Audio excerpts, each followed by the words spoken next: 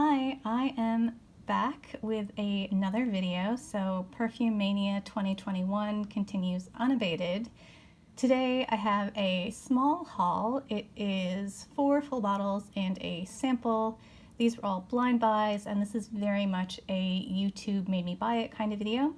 So I'll just jump right in and start with the first one, which is Lalique Amethyst.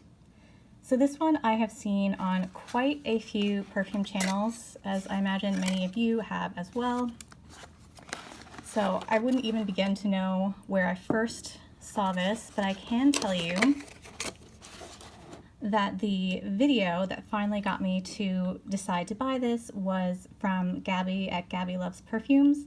She was quoting, I think, another YouTuber talking about this perfume, and they described it as if you made sort of a berry herbal tea, iced tea, and then poured it in a glass with a lot of ice.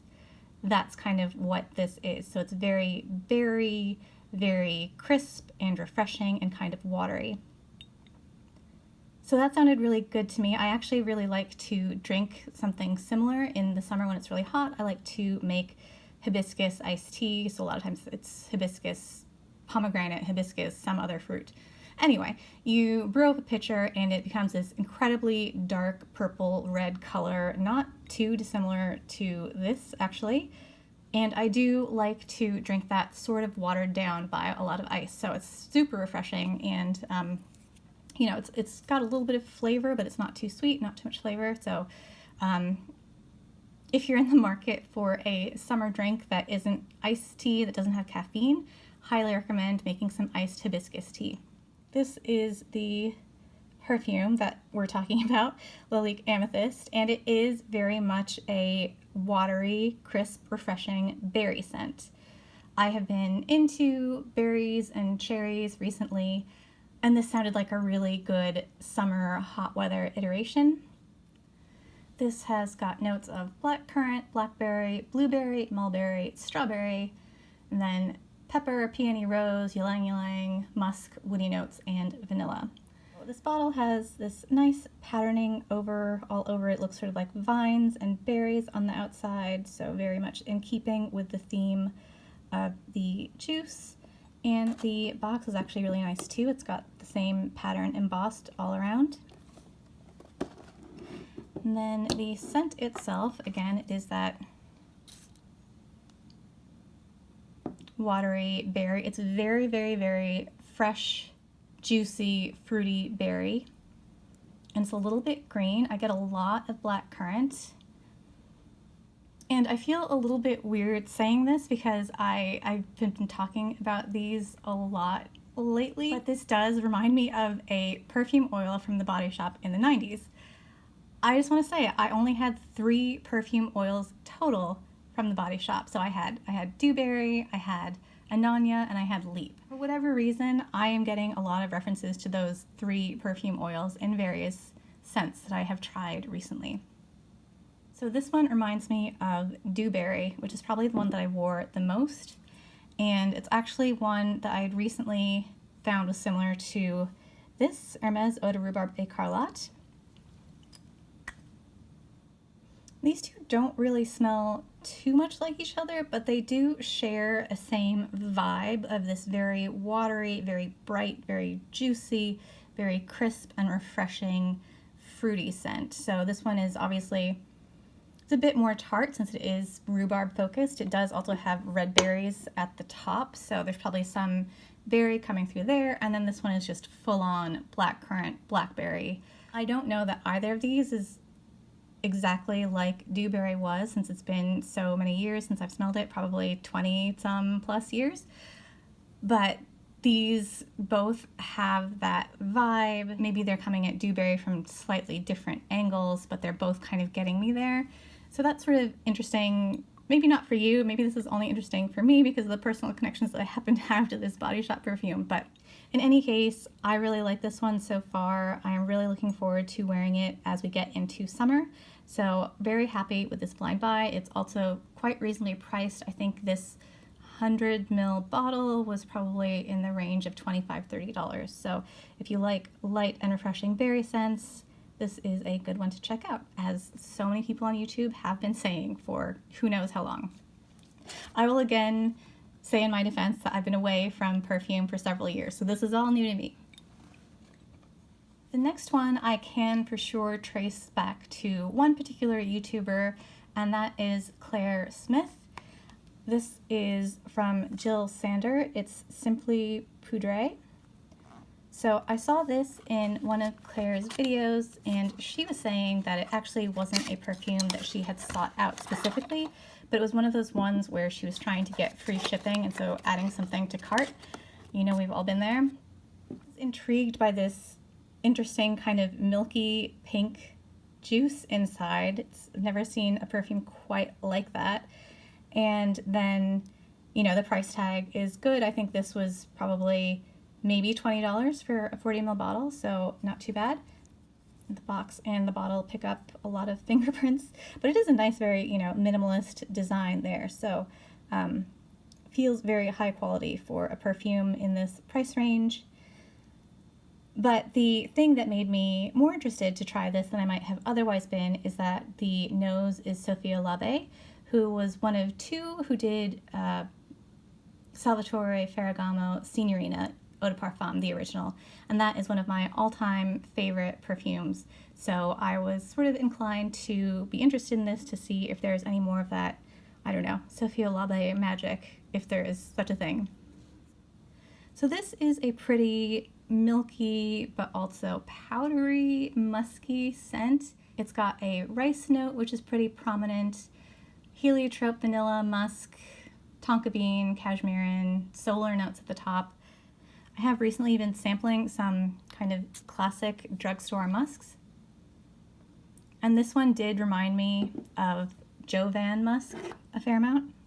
I'm just noticing here that the cap on the inside is pink plastic, which is kind of a nice touch. I don't know why I like that, but I like that for some reason. Okay, let's get this on. Oh, okay. Very gracefully done.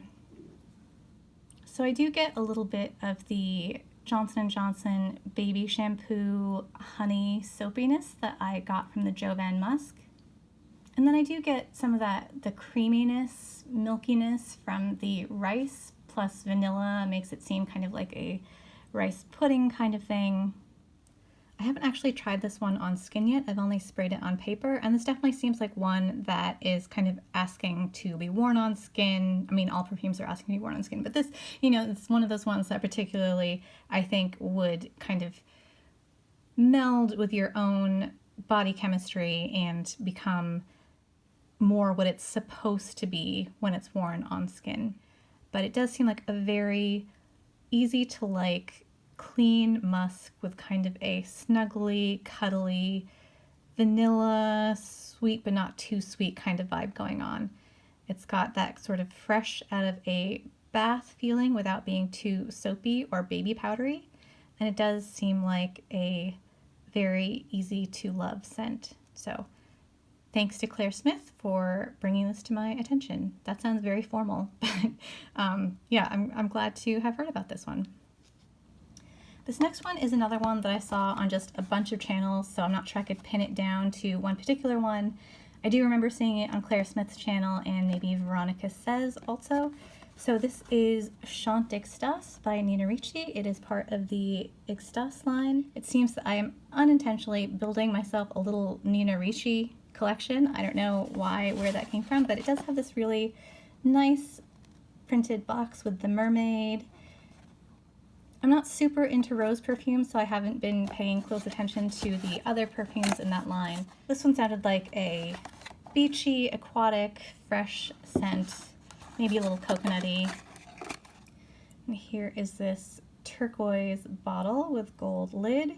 Something about these Extase bottles kind of remind me of old suitcases, you know, the old hard shell suitcases. So Chant d'Extase has notes of raspberry, ginger, lemon, pink pepper, sea notes, rose, jasmine, magnolia, caramel, vanilla, musk, ambergris.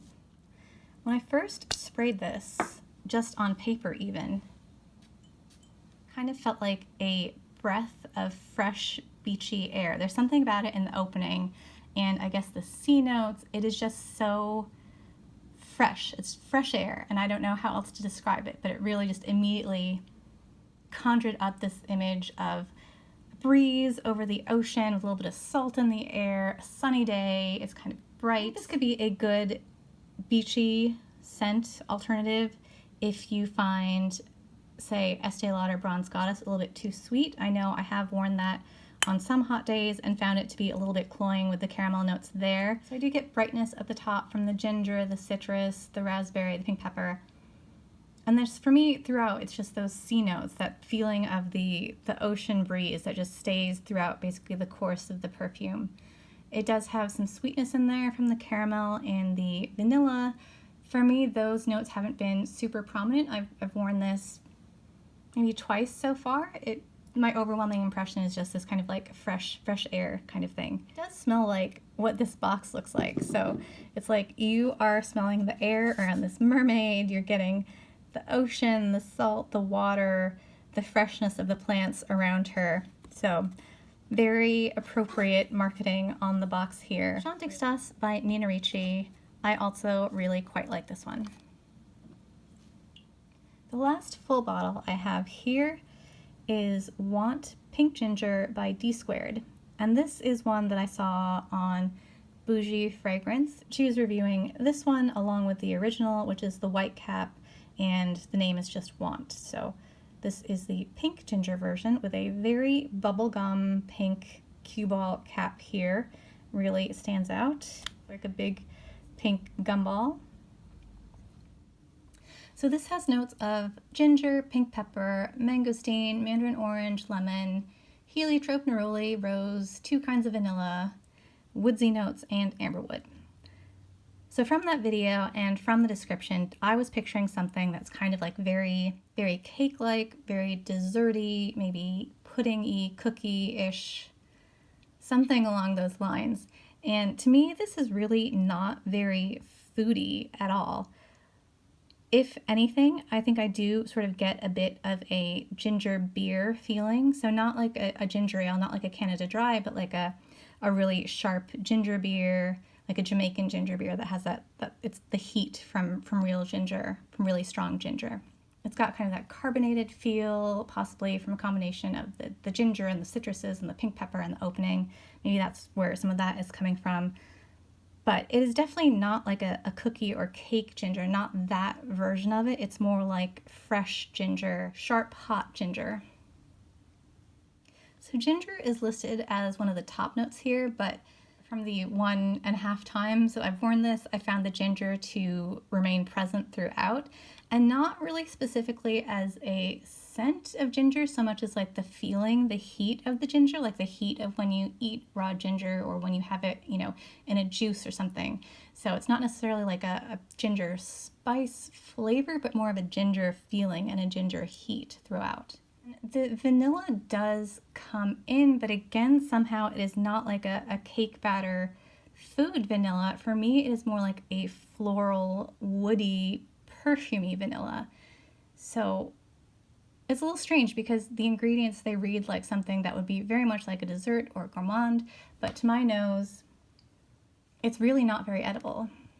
And even though I'm saying it smells kind of like ginger beer, it doesn't exactly smell like a ginger beer that I would want to drink, because there is something a little bit floral or perfumey in there that makes it, that pulls it out of the realm of like food or drink.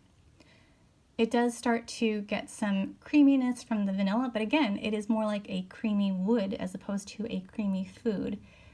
The first time I tried it, I was just so confused by what I was smelling that I didn't really think that I liked it very much. But I'm wearing it again today. I'm definitely having a more positive impression of it today. I think just kind of coming into it with different expectations. So yeah, interesting perfume. I don't have anything like this in my collection, and like I said, the second wearing has gone much better than the first one now that I guess I have been able to understand what I'm getting a little bit more clearly. So a very spicy vanilla, but not in a cinnamon spice kind of way, in a hot ginger kind of way. And not a foodie vanilla, but a kind of perfumey, floral, woody vanilla that has that ginger heat. So this one apparently was super cheap on Fragrance Net a few months ago. It's not there anymore, and I ended up paying probably a little bit more than I should have for this on eBay, but it was one of those things where I was feeling a little bit impatient and just decided that I really wanted to try this. The want was strong. So, strange perfume. Not upset to have it in my collection, and will continue to explore it further. And the last one is a sample. This is Lolita Lempicka Lolitaland, and I have already ordered a full bottle of this, which is a little bit unusual for me to do. I ordered a full bottle of this the same night that I was sampling it for the first time. I think I started reading about the perfume and then saw the word discontinued, and then my lizard brain just kicked in and was panicked. I was like, oh, we have to buy this right now. So I went ahead and just ordered it since it was on Fragrance X for, I think the price was in the $30 to $40 range, maybe more than 40. So another situation where I'm sure I could have found this for the full bottle for a better price somewhere if I were not being so impatient, but I just had a weird panic moment and was like, I have to order this. Anyway, this is another one that I've seen in a number of videos, and the one that convinced me to try it was, again, Gabby from Gabby Loves Perfume. She described this as smelling like apricot or peach jam, and that is exactly what I get from this. It is a very kind of realistic, syrupy, rich, incredibly sweet apricot peach preserve scent to me. And that is not something that I would have expected to like. I think my tolerance for sweet scents has gone up a lot, and even recently has gone up even more. This is maybe going to be the sweetest perfume I will own, but it is a really nice, straightforward, and in this case, incredibly edible scent to me. I think I will have to be in the mood to wear it, but if I were in the mood, it's just really delicious. So I think this kind of falls into a similar category for me as Jessica Simpson Fancy. It's that kind of sweetness, even sweeter than Fancy, I think. But this one has notes of Bellini, mandarin, pepper, orange, grapefruit, lime, lemon, white peach, plum, blackcurrant, jasmine, magnolia rose, vanilla, licorice, benzoin, white musk, and sandalwood. But it's really just, it's like sweet, syrupy, apricot, peach preserves. So if that sounds good to you, then check out Lolitaland, because to me that is exactly what this is. And so I think there are probably going to be times when I want to smell like apricot or peach jam, and if I do, I will be prepared because I have a full bottle of this on the way. So there you have it. That is the haul. All blind buys, and I think they were all successful. I like all of these. If I wanted to try to rank them, which I think is hard to do since I think they all have potential, but maybe the least favorite would be Want, and that's only because I find it a little bit confusing, but I do think this has potential to become a love. And then the next one, I'm going to say maybe this Jill Sander Simply Poudree, and that's mostly because I am still kind of getting to know how I feel about musks, and this one came across as quite musky to me. Obviously, I have to try this on skin, but this is a very soft, cuddly, comforting fragrance. Then next, maybe the Lolitaland, just because this is so sweet that I think there are going to be limited times when I will be able to wear this, but also very delicious.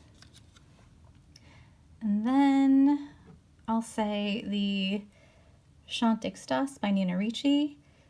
I think this maybe comes in second because it is somewhat similar in vibe to Bronze Goddess, which I own, but it does have that very distinct fresh ocean air note, which I think makes it not redundant and makes it unique. I don't know that there's another perfume in my collection that really evokes that fresh ocean air so clearly as this one does. And that leaves for the top spot Amethyst by Lalique, which reminds me of a iced hibiscus tea that I love to drink in hot weather, and also reminds me of the Body Shop Dewberry.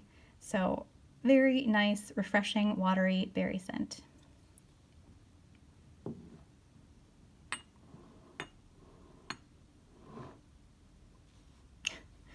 Let's get you all here.